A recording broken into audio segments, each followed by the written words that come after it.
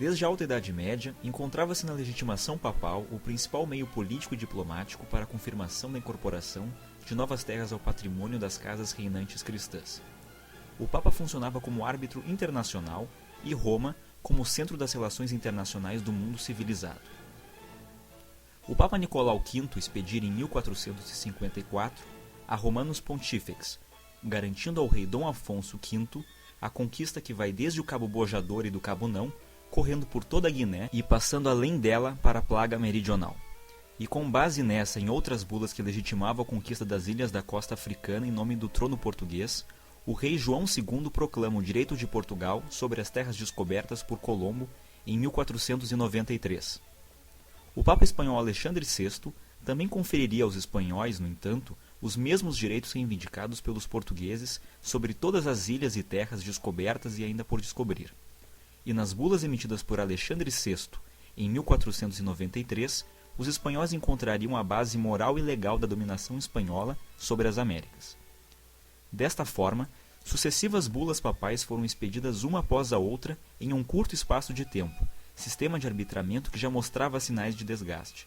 As duas primeiras davam a soberania sobre as terras descobertas por Colombo a Castela, e a terceira, Intercetera, traçava uma linha imaginária de norte a sul a 100 léguas a oeste das ilhas dos Açores, e dava à coroa castelhana o direito de exploração de todas as terras a oeste da linha. Os espanhóis receberam do próprio Papa direito de posse sobre todo o novo mundo descoberto e ainda por descobrir. Enfrentaria, porém, forte oposição de Portugal, que, diante da contundente diplomacia vaticana, se via obrigado a abrir negociações diretas com Castela para adquirir algum direito sobre as novas terras. Tordesilhas, nesse sentido, representaria o renascimento da diplomacia como um instrumento de política externa da época.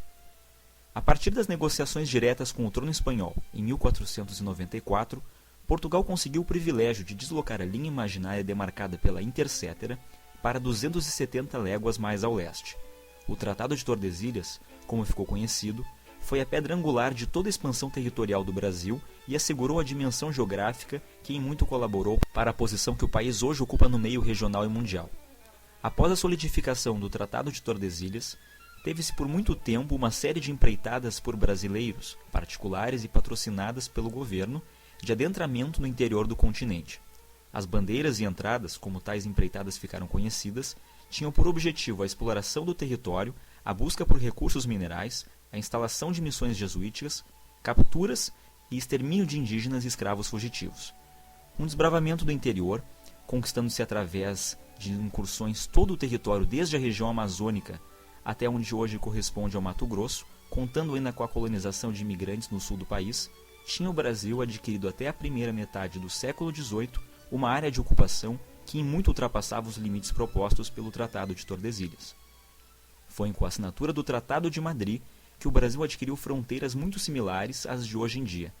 Sob o argumento de que a Espanha também havia rompido com sua parte do acordo na Ásia, abocanhando para si territórios portugueses.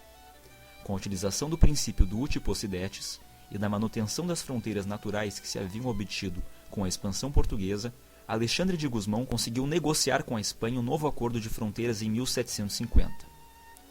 O Tratado de Madrid, no entanto, não duraria muito. A dificuldade de demarcação junto da oposição dos jesuítas e das novas personalidades que ascendiam ao poder, Carlos III na Espanha e Marquês de Pombal em Portugal, haveriam de resultar na nulificação do acordo através da assinatura do Tratado de Opardo em 1761. O novo tratado anulava o que havia sido determinado em 1750 e deixava em aberto a assinatura de um segundo ajuste de limites mais à frente.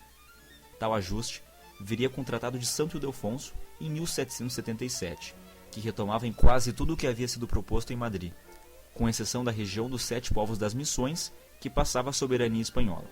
As novas fronteiras vigeram até a chamada Guerra das Laranjas, entre Portugal e Espanha, em 1801. Com a assinatura do Tratado de Badajoz, o conflito permitiu a reanexação dos Sete Povos das Missões por Portugal, região hoje equivalente ao oeste do Rio Grande do Sul. Deste modo, a formação territorial do Brasil ocorreu por meio de duas grandes mudanças na natureza da diplomacia moderna. Primeiro, a arbitragem papal foi substituída pela negociação direta entre os estados, e as bulas dando lugar aos tratados. Depois, o princípio do utis possidetis passou a ser utilizado como argumento para a assinatura de novos tratados em oposição a posses sem ocupação.